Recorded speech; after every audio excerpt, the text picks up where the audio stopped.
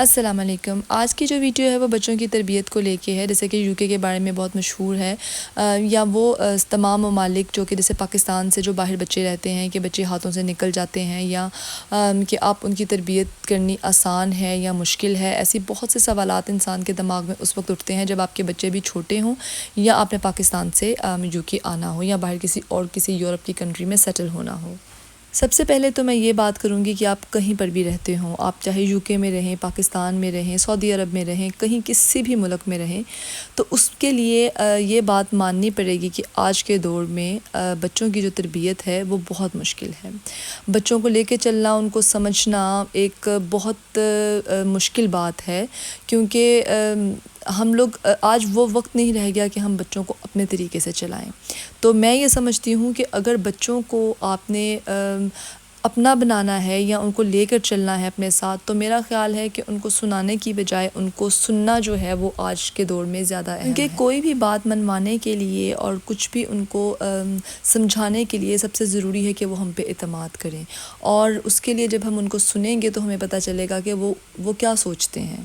کیونکہ میں یہ سب باتیں اس لیے کہہ رہی ہوں کہ میرے ماشاءاللہ اپنے بھی بچے ہیں، اور اپنے ارد گرد بھی جب میں بچوں کو دیکھتی ہوں اپنی ایج کی، جو میرے بچوں کی ایج ہے اس کے حساب سے، یا جو ان سے بڑے بچے ہیں، تو میں اس کے تجربے کے مطابق ہی میں آپ سے بات کر رہی ہوں۔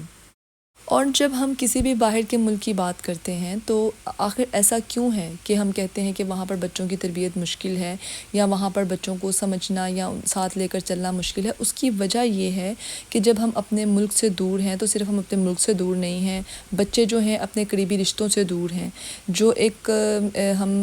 جو ہمارے ایموشنز جڑے ہوئے ہیں اپنے رشتوں کے ساتھ، یا ہم نے جو اپنا ٹائم گزارا ہوتا ہے نانا دادا دادی کے ساتھ، تو وہ اگر جو بچے نہیں گزار رہے ہیں ان ملکوں میں رہ کے، وہ ان چیزوں سے دور ہیں۔ پھر اس کے علاوہ مذہب کی بات آ جائے تو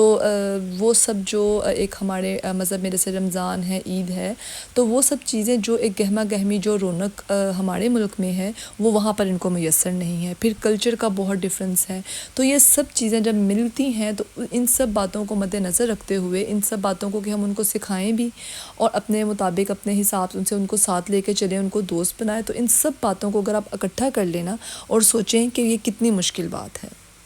پھر یو کے اگر میں آپ کو قوانین بتاؤں تو اس کے مطابق آپ بچوں پر سختی نہیں کر سکتے، آپ بچوں کو مارنا تو بہت دور کی بات ہے، آپ ان کے ساتھ سختی سے بات نہیں کر سکتے، ان کے ساتھ روڈ نہیں ہو سکتے۔ بچے اسکول میں جا کر اگر کوئی بھی ایسی بات کر دیں تو آپ کے لیے بہت مشکل ہو جاتی ہے۔ تو یہ سب چیزیں ایسی ہیں، اور پھر قوانین کے علاوہ بھی میں یہ اس چیز کی قائل نہیں ہوں کہ بچوں پہ حد سے زیادہ سختی کی جائے، کیونکہ بعض بچوں کی سٹیج اس طرح کی ہوتی ہے ایج کی کہ انہوں نے جو کرنا ہے وہ کرنا ہے، تو وہ پھر آپ سے چھپانے لگتے ہیں۔ تو قوانین بھی بہت سخت ہیں، اس کی وجہ سے بھی والدین محتاط ہیں، اور ان کو بہت کچھ جو ہے وہ سوچ سمجھ کے کرنا پڑتا ہے، اور اگر دوسرے طریقے سے ہم سوچیں تو بھی ہمیں بہت سی چیزوں پہ ان کے ایموشنز، ان کی فیلنگز کو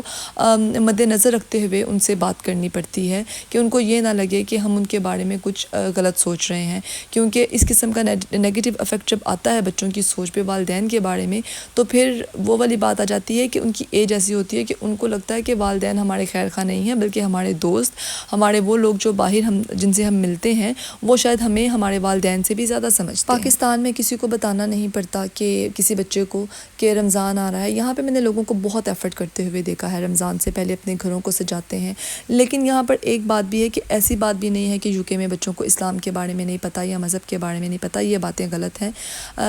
میرا بیٹا جس اسکول میں جاتا ہے وہاں پر جمعے کی نماز جو ہے باجماعت ادا کی جاتی ہے، تمام مسلمان بچے اور ٹیچرز جو ہیں وہ باجماعت جمعے کی نماز پڑھتے ہیں۔ اس کے علاوہ جن ایریاز میں مسجدیں ہیں، بہت رونق ہوتی ہے رمضان میں بھی، اور جو ہمارے مذہب کے دوسرے جو سیلیبریشنز ہوتی ہیں، تو ایسی بات بھی نہیں ہے کہ بچوں کو بالکل پتہ نہیں ہے، بچے مدرسے جاتے ہیں، قرآن پاک پڑھتے ہیں، کچھ بچے لوگ جو ہیں وہ پریفر کرتے ہیں کہ آن لائن بچوں کو پڑھایا جائے، تو جتنا بھی ہو سکتا ہے والدین پوری ایفرٹ یہاں پہ کرتے ہیں۔ لیکن یہاں پر بات یہ ہو رہی ہے کہ مشکل ہے یا آسان ہے، تو وہ اگر میں اس کا نتیجہ نکالوں تو اس کا یہی ہے کہ پاکستان کی نسبت جو ہے بہت مشکل کام ہے، یہاں کی زندگی بہت تیز رفتار اور مصروف بھی ہے، خواتین بھی بہت مصروف ہیں پاکستان کی خواتین کی نسبت، تو لہٰذا یہ ایک مشکل کام ہے۔ آخر پہ یہ دعا ہے کہ اللہ تعالیٰ ہمیں ہمارے بچوں کی اچھی تربیت کرنے کے لیے ہمت دے اور صحت دے، اور ہمارے بچوں کو ہمیشہ سیدھے راستے پہ رکھے۔ میرے بچوں کو، آپ کے بچوں کو جو سن رہے ہیں، اللہ تعالیٰ سب کے بچوں کو اپنے حفظ و ایمان میں رکھے، ان کو بری عادتوں سے، برے لوگوں سے، بری صحبتوں سے بچا کے رکھے، وہ کہیں پر بھی ہوں، خواہ وہ پاکستان میں ہوں یا وہ پاکستان سے باہر ہوں۔ تو یہ ایسے معاملات ہیں کہ اللہ تعالیٰ کے ہی سپرد ہم جب کرتے ہیں سارے معاملے، تو انشاءاللہ اللہ تعالیٰ بہتریاں کرتا ہے۔ دوسروں کے بارے میں اچھا سوچیں تو ہمارے لیے بھی اللہ تعالیٰ اچھا ہی کرے گا۔ اگلی ویڈیو تک کے لیے اجازت دیجیے۔ اللہ حافظ۔